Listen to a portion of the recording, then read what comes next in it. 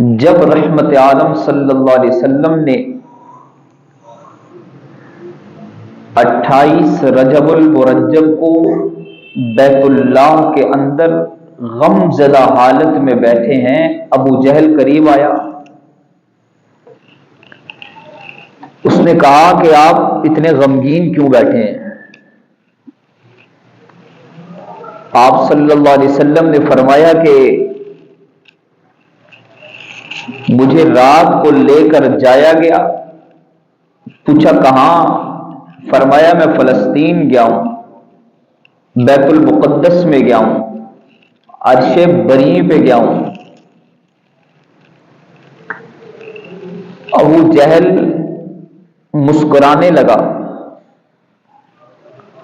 اور اس نے کہا کہ اگر میں آپ کی قوم کو بلاؤں تو کیا آپ یہ بات جو مجھے بتا رہے ہیں انہیں کہیں گے؟ آپ علیہ السلام نے فرمایا کہ ہاں کیوں نہیں، میں سب کو بتاؤں گا۔ عقل انسانی میں یہ بات آنی مشکل ہے، بلکہ جس کے دماغ میں فطور ہو اسے اس بات پر یقین نہیں آ سکے گا کہ بھلا کوئی ایک رات میں اور چند لمحوں میں مکہ سے اٹھے، بیت المقدس پہنچے اور وہاں سے وہاں جائے جہاں آج تک کسی کی پرواز نہ پہنچ پائے۔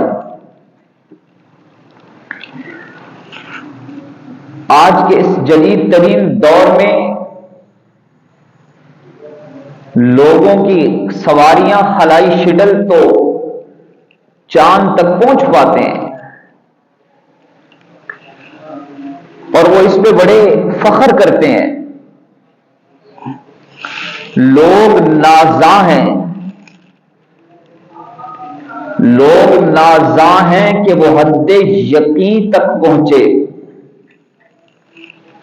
یعنی اہل خرد ماہ مبیں تک پہنچے۔ لوگ نازاں ہیں کہ وہ حد یقین تک پہنچے، یعنی اہل خرد ماہ مبیں تک پہنچے، لیکن اس دور کرامات سے صدیوں پہلے میرے آقا کے قدم عرش بری تک پہنچے۔ اس نے کہا ہم بھلا اسے کیسے مانیں؟ نہیں مان سکتے، انکار کر دیا۔ اور رحمت عالم صلی اللہ علیہ وسلم نے علی الاعلان کہا، فرمایا کہ میں گیا نہیں ہوں، سبحان الذی اسری، پاک ہے وہ ذات جو لے گئی ہے۔ اگر میرا یہ دعویٰ ہو کہ میں گیا ہوں تو پھر اعتراض بن سکتا ہے۔ میرا دعویٰ ہی یہ نہیں، میرا دعویٰ ہے کہ مجھے اللہ لے کر گیا، بعبدہ، اپنے بندے کو، وہ بندہ جو اللہ کا رسول بھی اور اللہ کا حبیب بھی ہے، لیکن اللہ نے اپنے پاک پیغمبر کو معراج کی شب عزتیں عطا کرتے ہوئے جس لفظ کا انتخاب فرمایا، فرمایا کہ پاک ہے وہ ذات جو لے گئی بعبدہ، اپنے بندے کو۔ یا اللہ رسول کیوں نہیں کہا، حبیب کیوں نہیں کہا؟ وہ تو حاشر بھی ہیں، وہ تو ماہی بھی ہیں، وہ تو مزمل بھی ہیں، وہ تو شاہد بھی ہیں، وہ تو داعی الی اللہ بھی ہیں، نذیر بھی ہیں، بشیر بھی ہیں، سب کچھ ہیں آپ کے بعد۔ اتنے القابات ہیں، پھر وہ کیوں نہیں فرمائے؟ فرمایا کہ میں جب کسی کو عزت عطا کرتا ہوں، لوگ اس کی معجزات کی عزت کو دیکھتے ہیں تو لوگ انہیں عبدیت سے نکال دیتے ہیں۔ یا اللہ وہ کیسے؟ فرمایا کہ میں نے عیسیٰ علیہ السلام کو عزت عطا کی اور ان کے ہاتھ پر اس قدر معجزات کا ظہور کیا کہ عیسیٰ علیہ السلام قم بإذن اللہ کہتے ہیں، میں مردوں کو زندگی دیا کرتا تھا۔ عیسیٰ علیہ السلام چہرے پہ ہاتھ پھیرتے ہیں، برس کے بیماروں کو شفایاب کرتا ہوں۔ عیسیٰ علیہ السلام مادر زاد اندھوں کے چہرے پہ آنکھوں پہ ہاتھ پھیرتے ہیں، میں انہیں بینائی عطا کر دیتا ہوں۔ لوگوں نے اس عمل کو دیکھا تو لوگوں نے کہا کہ عیسیٰ اللہ کا بندہ نہیں ہے، کون ہے؟ لوگ کہنے لگے، عیسائیوں نے کہا کہ عیسیٰ ابن اللہ ہے، معاذ اللہ، اللہ کے بیٹے ہیں۔ عیسیٰ علیہ السلام کو ابدیت سے نکالا، میں نے داؤد علیہ السلام کو معجزے عطا کیے، میں نے عزیر علیہ السلام کو معجزے عطا کیے۔ وقالت الیہود عزیر ابن اللہ، یہودیوں نے کہا کہ عزیر علیہ السلام ابن اللہ ہے۔ وقالت النصارى المسیح ابن اللہ، عیسائی کہنے لگے کہ عیسیٰ علیہ السلام ابن اللہ ہے۔ جب میں نے اپنے بندے محمد رسول اللہ کو معراج کی عزتیں عطا کی ہے، شاید کوئی آئے گا اور انہیں عبدیت سے نکالنے کی کوشش کرے گا۔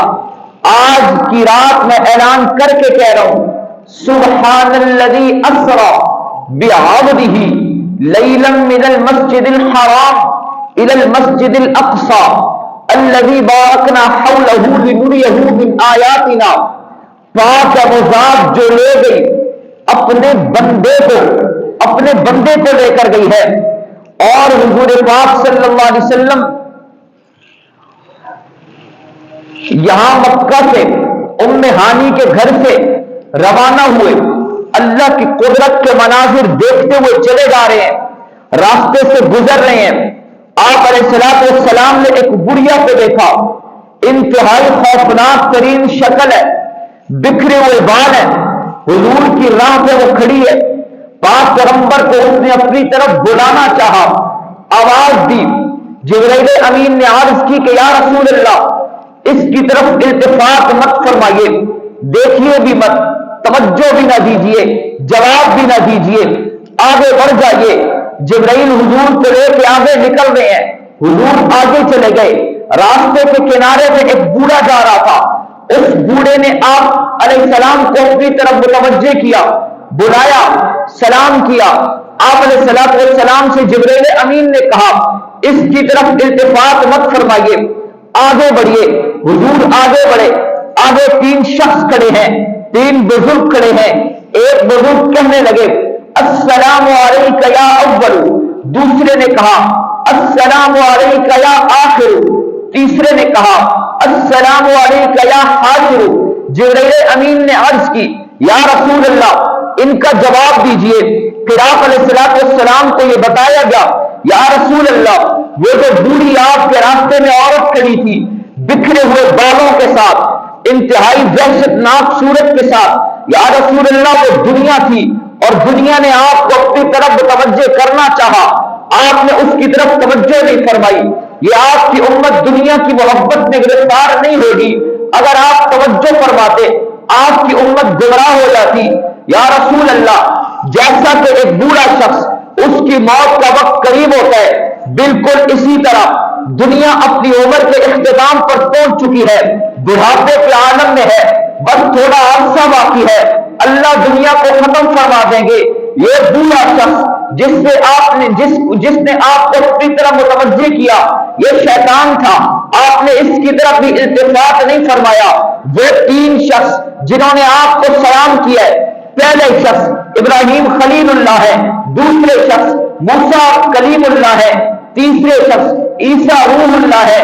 آپ نے ان کے سلام کا جواب دیا ہے، وہاں سے آپ آگے بڑھتے ہیں، آسمانوں کا سفر شروع ہوتا ہے، ہر آسمان پہ ایک نبی کھڑے ہیں، حضور کا استقبال کر رہے ہیں، ملائکہ کی جماعت کھڑی ہے، حضور کا استقبال کر رہی ہے، آگے بڑھتے چلے جا رہے ہیں۔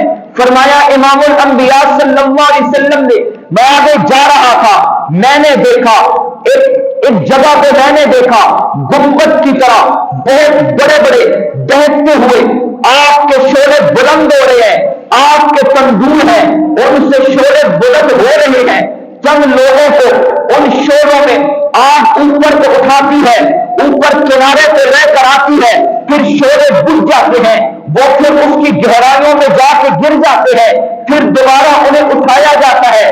میں نے پوچھا جبرائیل یہ کون لوگ ہیں جنہیں یہ سزا دی جا رہی ہے؟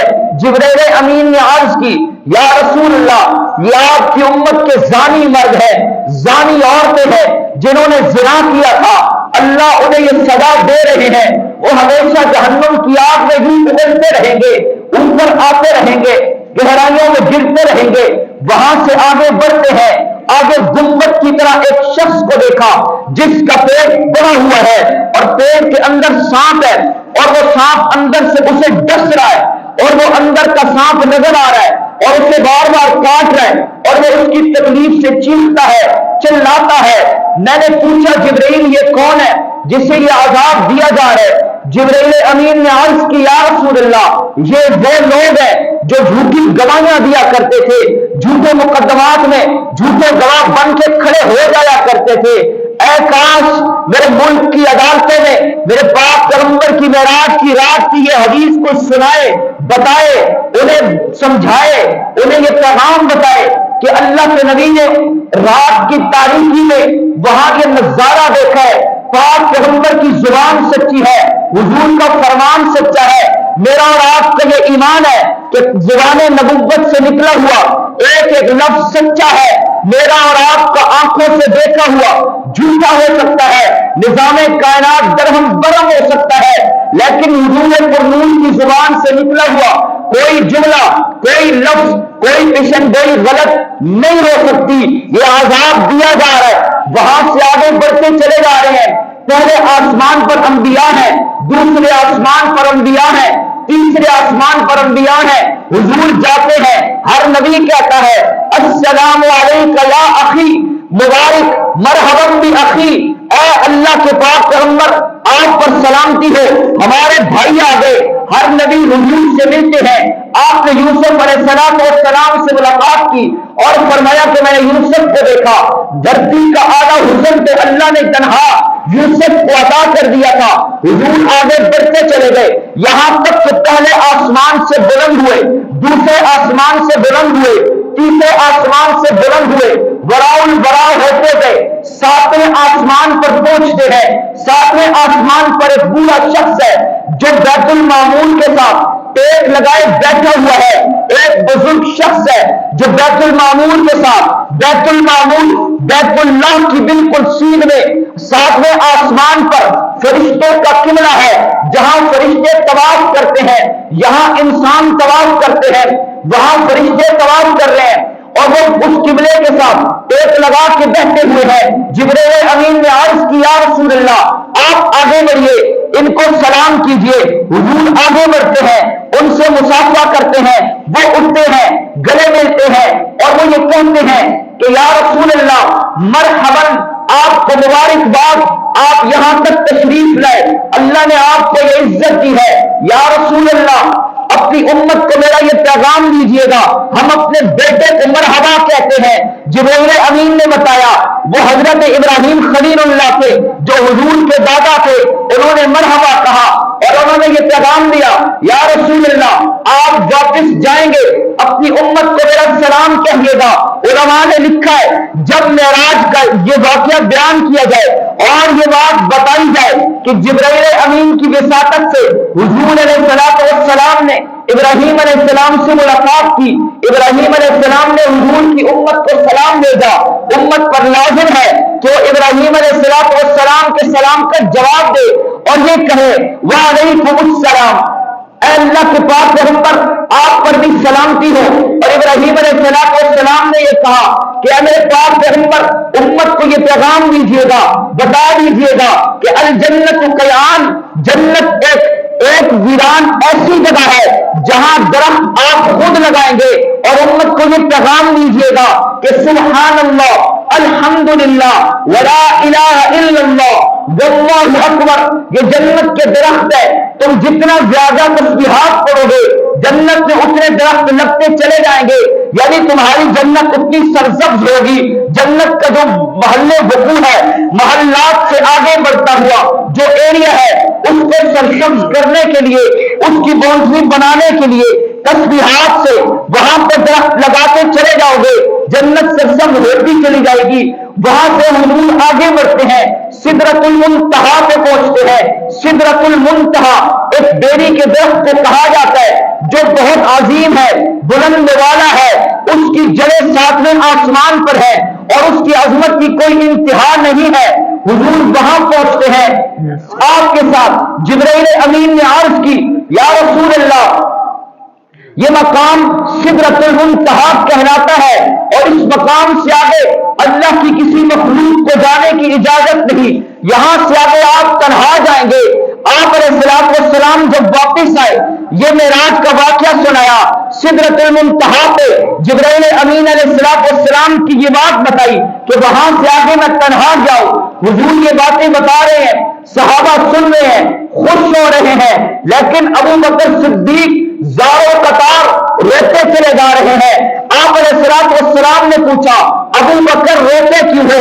میں تو معراج کی رات کا واقعہ سنا رہا ہوں، سدرۃ المنتہا پہ جبرائیل رکتے تھے، آگے میں تنہا گیا ہوں۔ ابو بکر صدیق نے عرض کی، یا رسول اللہ اے کاش اس رات جبرائیل امین کی جگہ آپ کے ساتھ آپ کا غلام، آپ کا نوکر ابو بکر صدیق ہوتا، جل کے راک ہو جاتا، کبھی بھی آپ کو تنہا آگے جانے نہ دیتا۔ یہ یاری پکی نہ ہوئی کہ آگے آپ تنہا گئے، جبرائیل امین نے آپ کو وہاں پہ تنہا چھوڑا، اللہ کا حکم تھا۔ وہاں سے حضور آگے بڑھتے ہیں، سدرۃ المنتہا سے اوپر چلتے ہیں، جنت کے درجات چلتے چلے جا رہے ہیں، اللہ کے قرب میں پہنچتے ہیں۔ عند سدرۃ المنتہا انہا جنت المأوا، اللہ کے قریب پہنچتے ہیں، اللہ کے عرش پہ پہنچتے ہیں، جہاں آج تک کسی کے قدم نہ لگے، وہ عرش ہمارے پاک پیغمبر محمد رسول اللہ صلی اللہ علیہ وسلم کے قدموں کے نیچے ہے۔ اللہ کے قریب ہوئے، اللہ پاک پوچھتے ہیں کہ میرے پاک پیغمبر میرے لیے کیا لے کر آئے ہیں، میرے لیے کیا لے کر آئے ہیں؟ جبکہ اللہ جانتے ہیں سب کچھ۔ رسول کریم صلی اللہ علیہ وسلم نے عرض کی، یا اللہ التحیات للہ والصلوات والطیبات، اے اللہ میری ساری زندگی کی ساری عبادات تیرے لیے ہے۔ التحیات للہ، یا اللہ اس کائنات میں کارساز تو ہی ہے، میری زبان سے آج تک جتنی عبادات سرزد ہوئی ہیں وہ ساری تیرے لیے ہیں، آئندہ بھی میں جو کچھ کہوں گا سب کچھ تیرے لیے ہے۔ یا اللہ یہاں جو بھی آیا وہ جانے کے لیے آیا، یا اللہ یہاں تیرا حکم ہمیشہ کے لیے ہے، یا اللہ تو سب کچھ ہے، کائنات کا مالک ہے، مختار ہے، رازق ہے، رزاق ہے، دینے والا ہے، لینے والا ہے، بسانے والا ہے، اجارنے والا ہے، دن کا مالک ہے، رات کا مالک ہے، یا اللہ سب کچھ تیرے قبضے قدرت میں ہے۔ التحیات للہ، سب کچھ تیرے لیے ہے، میری زبان کی عبادات تیرے لیے ہیں، والصلوات، میرے قول کی عبادات بھی تیرے لیے ہیں، والطیبات، میرے بدن کی عبادات بھی تیرے لیے ہیں، والطیبات، میرے مال کی عبادات بھی تیرے لیے ہیں، میں نے جو لیا وہ بھی تیرے لیے، جو دیا وہ بھی تیرے لیے، جو دوں گا وہ بھی تیری رضا کے لیے، یعنی میری زندگی کا ایک ایک قدم تیرے لیے، میری نگاہوں کا اٹھنا تیرے لیے، میرا چلنا تیرے لیے، میرا بیٹھنا تیرے لیے، میرا آنا تیرے لیے، میرا جانا تیرے لیے، تلوار اٹھانا تیرے لیے، قتال تیرے لیے، قرآن سنانا تیرے لیے، لوگوں کو تعلیم دینا تیرے لیے۔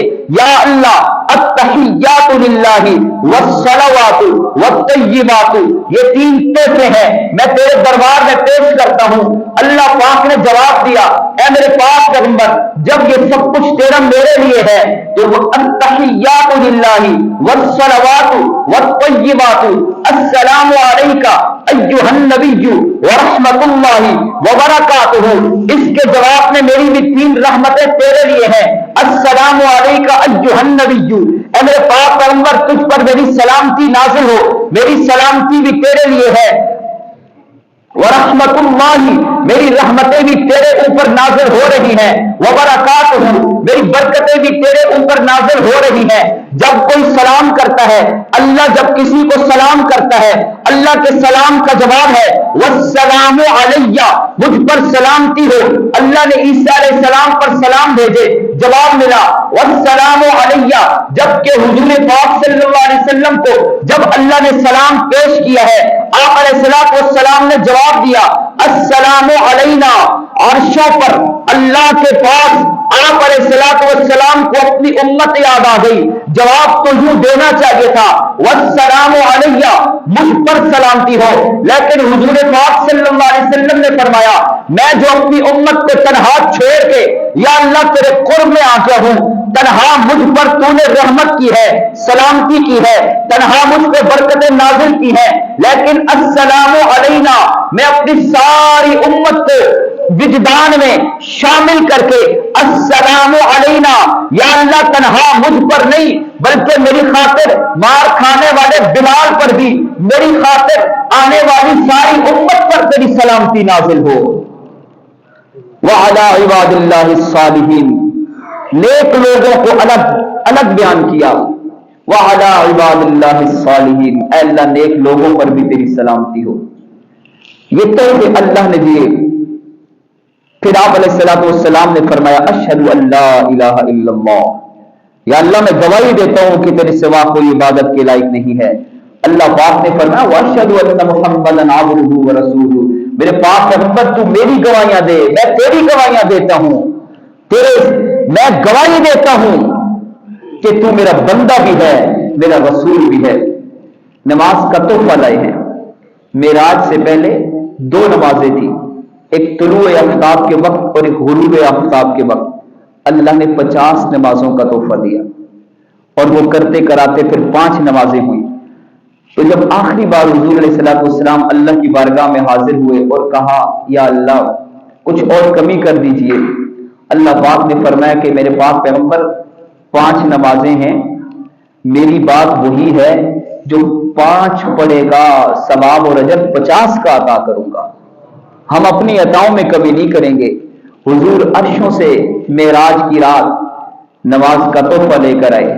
الصلاۃ معراج المؤمنین، نماز مومن کی معراج ہے۔ ہمارے پاک پیغمبر کی معراج عرشوں پر اور ہماری معراج فرشوں پر سر سجدے میں جھکا کر۔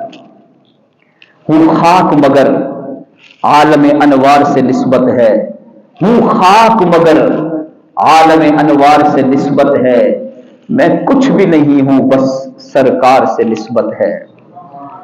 میں خاک کا پتلا ہوں وہ عرش کے راہی ہیں، میں خاک کا پتلا ہوں وہ عرش کے راہی ہیں، اس پار کا باسی ہوں اس پار سے نسبت ہے۔ اللہ پاک سمجھنے اور عمل کی توفیق عطا فرمائے۔ وآخر دعوانا